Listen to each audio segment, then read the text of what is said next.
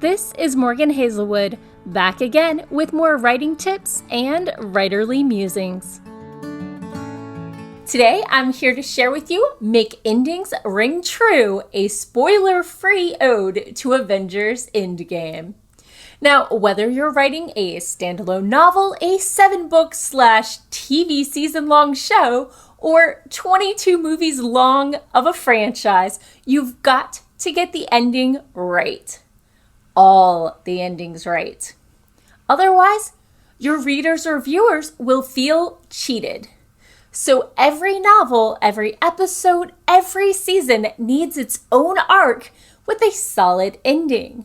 But the series is that a word? We'll go with it.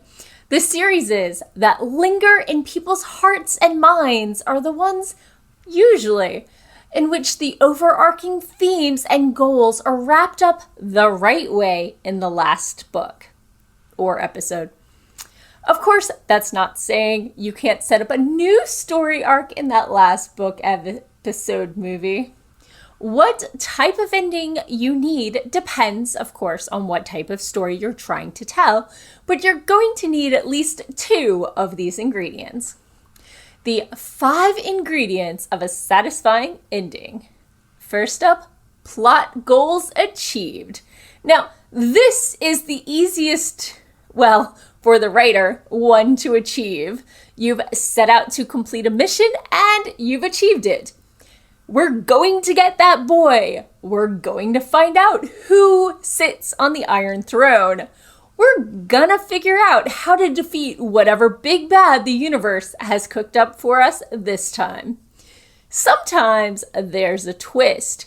Maybe you found out what you thought you wanted isn't satisfying. It's okay to change goals during the story arc, as long as it makes sense for both your world and your characters. It still counts as achieving that goal. Secondly, personal growth. Remember that twist I just mentioned? Most stories have at least one character that's going to grow and change. Maybe not so much in short stories because they're so condensed, but anything that's novel length or more is going to have to have someone grow and change, unless it's like an action. Sometimes the main character needs to mature. Sometimes they suffer traumas that they need to work through.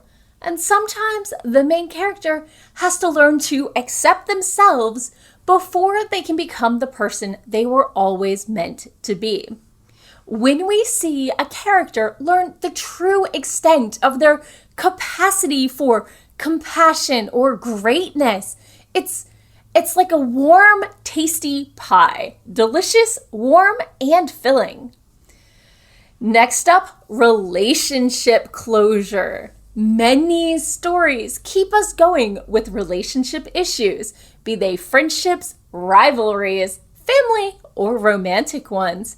The ending doesn't have to be a happy one, but it should have some sort of closure, even if it's simply a character recognizing that they don't need the other character anymore.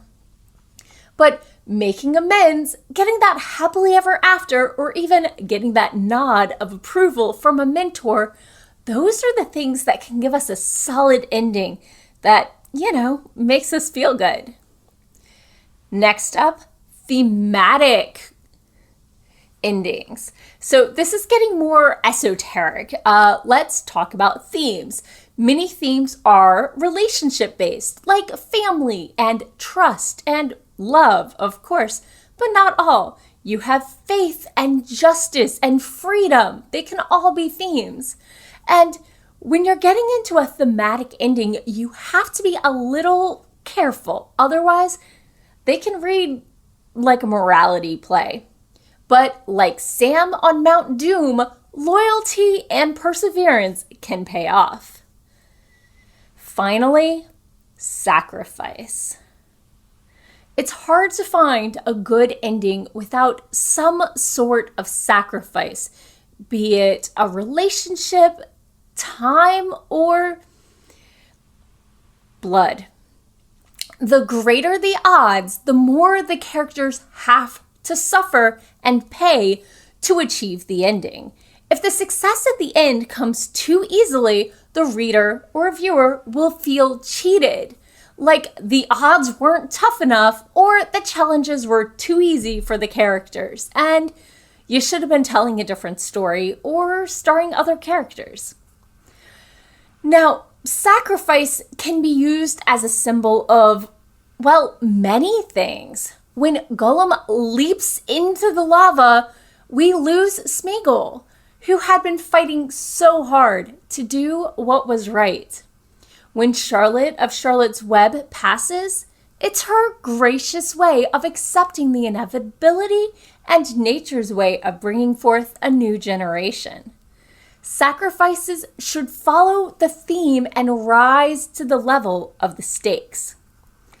If you can weave together plot goal achievements, personal growth, relationship closure, thematic ties, and sacrifice, readers should be able to appreciate your ending, even if it makes them cry. Let me know in the comments below, are there any ingredients that you appreciate at the end of a story that I'm missing? What story do you think has done it best? Please don't give away any spoilers for Endgame or the current Game of Thrones season until after May. And that's all for today. Thanks for listening. If you enjoyed this episode, hit that subscribe button and share it with all your friends. It goes a long way towards helping people find me. And I'll be back again next Monday with more writing tips and writerly musings. Bye-bye.